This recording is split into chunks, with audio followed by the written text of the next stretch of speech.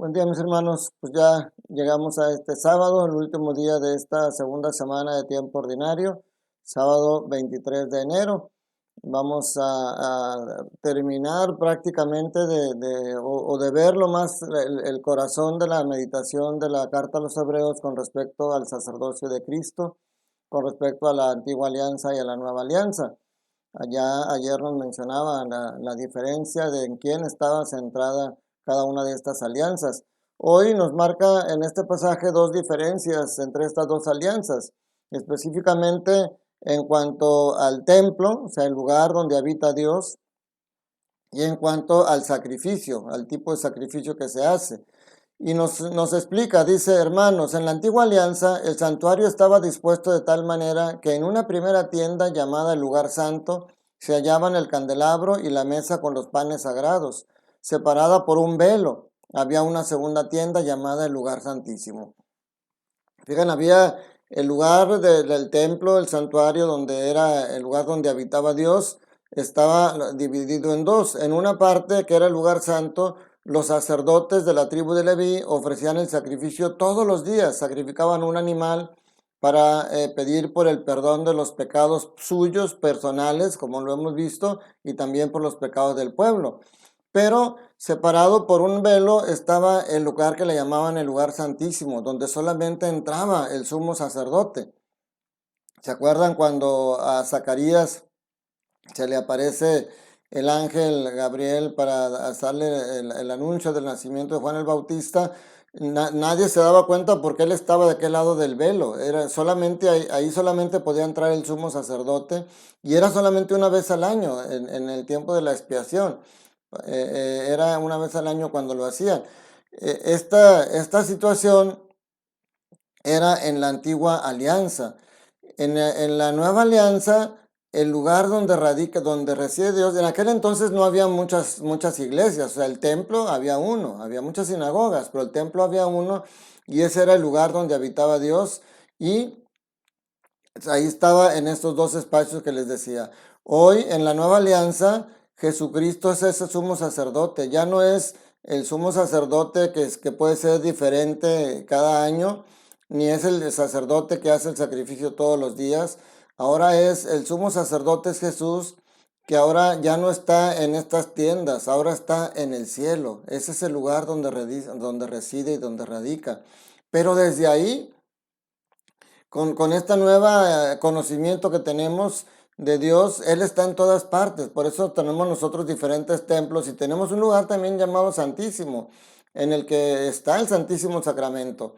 Y ahí no es que solamente un sumo sacerdote, solamente el Papa pueda entrar. Todos tenemos. Esa es la gran maravilla que Jesucristo nos trajo, además de la salvación, traernos a un Dios cercano, a un Padre al que nosotros podemos acercarnos a Él. Y entonces ahora el sacrificio que hizo este sumo sacerdote ya no era necesario como en la antigua alianza, un sacrificio diario y uno anual para la expiación de los pecados. Ahora el sacrificio Jesús lo hizo una sola vez y para siempre en la cruz. Ya no se sacrifica un animal en cada celebración para con su sangre pedir perdón por nuestros pecados. Ahora, de una vez y para siempre, Jesucristo con su sangre pudo redimir a todos los pecados de los anteriores, y seguirá redimiendo a todos los pecadores hasta que la humanidad termine. Entonces, esa es la diferencia de este sumo sacerdote que tenemos, que es un sumo sacerdote que es el mismo Dios, y que Él con su sangre nos ha liberado. Entonces, sobre todo porque aquí entró en acción el Espíritu Santo, que es el que guió a Jesús en todas sus acciones hasta dar la vida en la cruz por nosotros. En el Evangelio de hoy es un Evangelio súper cortito. Fíjense, podemos ver qué podemos meditar de aquí. Es Marcos 3, 20, 21. Dice, en aquel tiempo Jesús entró en una casa con sus discípulos y acudió tanta gente que no los dejaba ni comer. Al enterarse sus parientes fueron a buscarlo, pues decían que se había vuelto loco. Fíjense qué interesante, qué cortito es este pasaje, pero qué gran riqueza nos trae, porque nos ayuda a entender a Jesucristo. Y esto nos debería de hacerlo, amarlo más a Él, porque fíjense, ¿Cómo estaba la situación de Jesús en ese momento? La gente lo seguía de una manera superficial, la gente lo seguía por interés. Jesús les dijo después de la multiplicación de los panes, había mucha gente que lo seguía y Jesús les decía, ustedes no me siguen por el mensaje que les traigo, me siguen porque les di de comer a más de 5,000 personas. Entonces, la gente en general lo seguía por conveniencia y por interés. Sus apóstoles lo seguían, pero todavía no comprendían a profundidad lo que el Señor les estaba pidiendo. Todavía no entendían quién era Él y a qué había venido. Sus enemigos lo acechaban, lo acorralaban y buscaban matarlo. Y sus parientes, las personas cercanas a Él, lo juzgaban loco. Fíjense qué increíble todo lo que Jesús tuvo que vivir. Y claro, ¿por qué decían que a lo mejor se estaba volviendo loco? Porque se metía tanto en su trabajo, en su apostolado, que a veces no tenía tiempo ni para comer, dice aquí. Lo apretujaban y se pasaba horas. Ya veíamos lo que era una jornada diaria de Jesús, era agotadísima.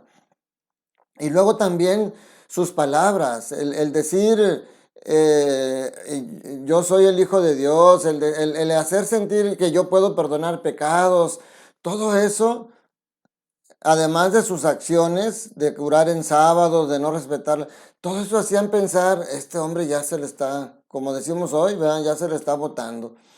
Entonces, era muy incomprendido Jesús, porque para poder el aceptar a Jesús, el entenderlo y el aceptarlo, el ser seguidor de Él, teníamos que reconocerlo como Hijo de Dios. Para ellos era muy difícil poder reconocer a Jesús como el Hijo de Dios porque pues no conocen todo lo que ya conocemos nosotros. Ellos lo estaban viviendo.